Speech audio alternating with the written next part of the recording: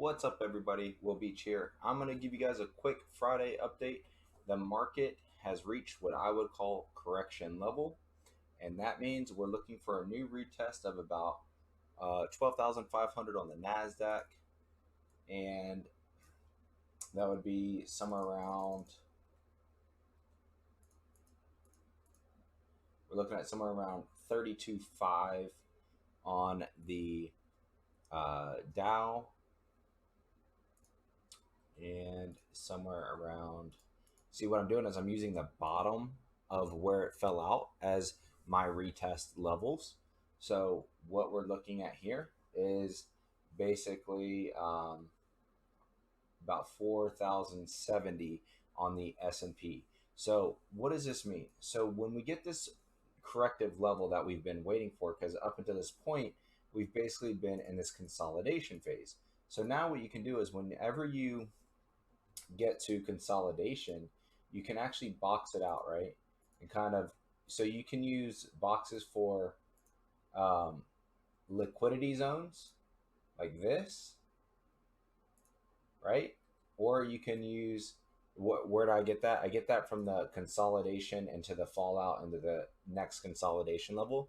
So basically, you can run it whatever you like, inverse or like this, right? You can run it where you don't play the consolidation levels, right? Once you've established those, it'd look like this. And what you do is you do play everything in between the consolidation levels. So that means when you break out of this consolidation level, then you would essentially work yourself to the next consolidation level. Now, when you get this correction, you typically get the big run up like we saw today. You're going to see some kind of pullback or consolidation sideways into the next move to retest, right? Sometimes it's not straight up from one range to the other, but it's got to do a little bit of zigzag in between. But essentially, what we're looking at now is the process of working ourselves back to that range. So that's why I want to do a quick just recap. What does that look like? You can see that on a weekly chart.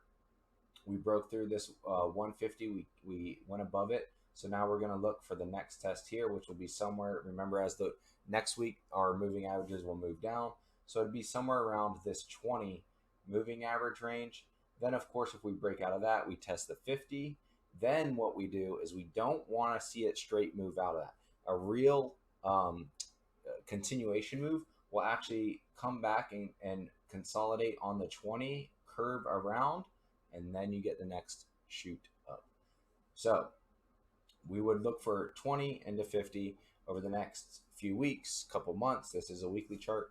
So this isn't straight up, like don't expect it, but it should give you some confirmation that we should have a nice solid play coming up in the next couple weeks of some nice green stuff, right?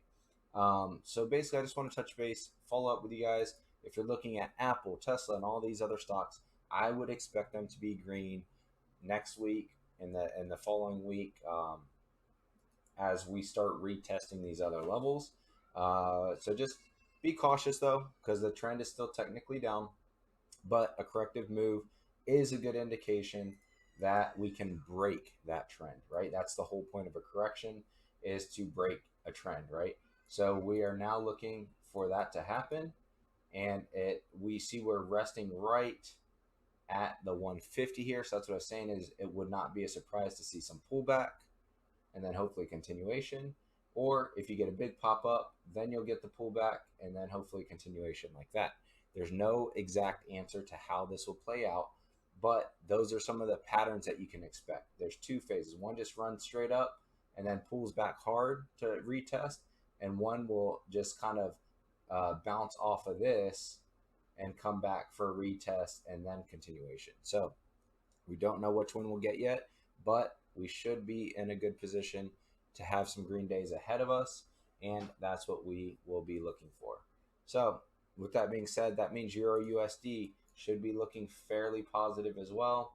That means your Japanese yen would not be surprised if those actually pulled back, because those have been running so hard. So pull back on the yens with a strong market. That means the Japanese yen should pull against the other pairs. And then, of course, the Euro USD running with our market, so that should be favorable to those. All right, guys, that's the quick update. This is Friday, June 24th. Like and subscribe so you can get your updates, learn some indicators, learn some price action and movement. And I'll see you guys on the next one. This is After Hours Market Talk. And here we talk about the day and what we want to see coming up and the future of the markets and what's expected. All right, guys, take care. Have a great night. Have an awesome weekend. And I will talk to you later.